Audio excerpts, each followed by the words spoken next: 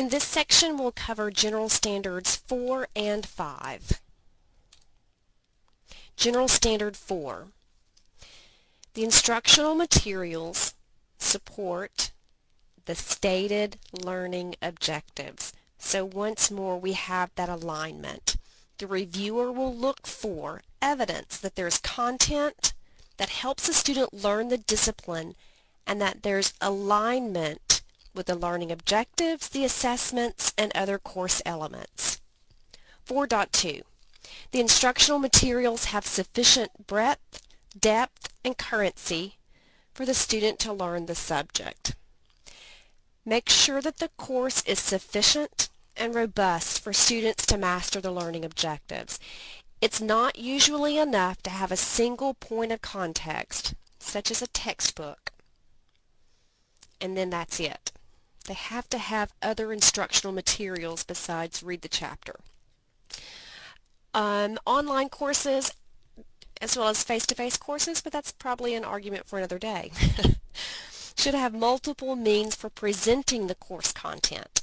It could include PowerPoints, a copy of your lecture notes, some study guides, websites, tons of different things.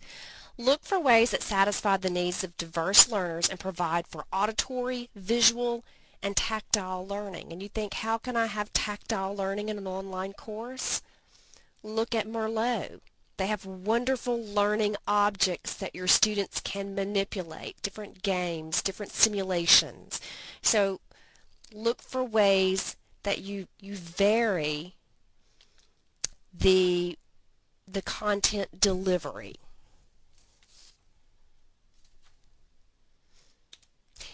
In reference to breadth, depth, and currency, these are the definitions. This is what distinguishes one from the other. Breadth. Materials create a rich learning environment. It might include PowerPoint, websites, multimedia, lecture notes, videos, so on. The depth refers to the materials that are appropriate for the level of the course. The currency is materials are up to date and include the latest practice in the discipline. General Standard 5, Learner Interaction. Standard 1, or 5.1.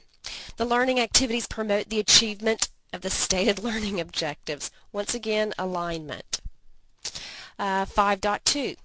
Learning activities foster instructor to student, content to student, and if appropriate to the course, student-to-student interaction. You're not required to do student-to-student interaction. That's up to you. If your course is appropriate and it adds to in the meaning and it's a great component of your course, then please use it. But it's not a required component. Clear statements are set for instructor response and availability. Let your students know your turnaround time for email, grade posting, etc.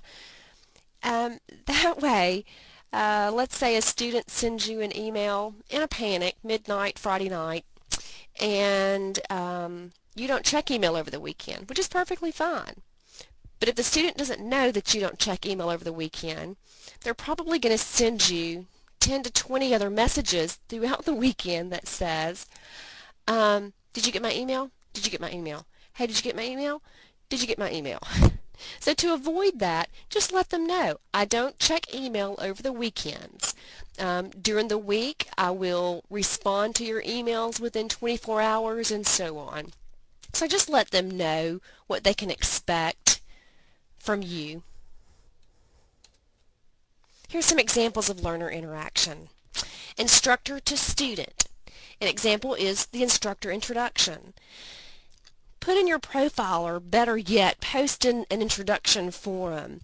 The same things that you would say to them when you walk into your classroom on that first day of class and you introduce yourself and you tell them about your professional life, and some of you will share some personal experiences. However you introduce yourself on that first day of class, post your introduction in Moodle and let students begin to see you as a real live person. Another instructor-to-student interaction is like your feedback, evidence that the instructor is frequently involved in the course. You're just not a grade poster. Student-to-content interaction. Writing projects based on reading and research, self-assessment exercises. It's more than reading the textbook, submitting assignments, and taking a quiz. Those are not online courses. Those are correspondence courses. So a course that just has read the textbook, submit assignments, and take a quiz is not a quality online course. And then the student-to-student interaction is optional. If it adds to your course, it's wonderful, great. But if you have a course that does not have information that's opinionated or generates different thoughts or ideas, then you may want to reconsider whether you want to use that student-to-student interaction.